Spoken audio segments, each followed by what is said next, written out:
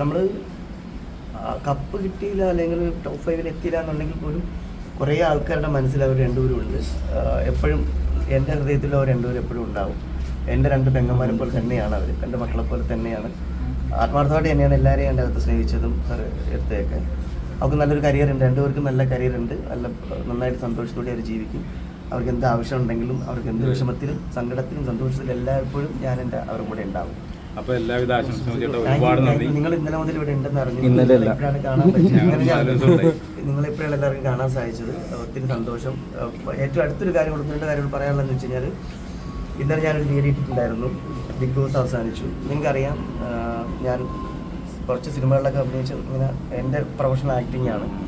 എനിക്ക് കിട്ടിയൊരു അവസരം, ബിഗ് ബോസിൽ കിട്ടിയൊരു അവസരം, ഞാനത് പോയി ചെയ്തു. അതവിടെ കഴിഞ്ഞു. ഇനി മുതൽ ബിഗ് ബോസുമായിട്ടുള്ള ഒരു കാര്യങ്ങളിലായിട്ടൊന്നും ഞാൻ അങ്ങനെ നിൽക്കാൻ പോകുന്നില്ല. എൻ്റെ സിനിമകളുമായിട്ടായിരിക്കും ഞാൻ ട്രാവൽ ചെയ്യാൻ പോകുന്നത്. അപ്പം ഇപ്പം കണ്ട ആ ഒരു സ്നേഹവും ആത്മാർത്ഥയൊക്കെ അന്നും എന്നോടൊപ്പം ഉണ്ടാവണം. അത് ഞാൻ നിങ്ങളോട് റിക്വസ്റ്റ് ചെയ്യുകയാണ്.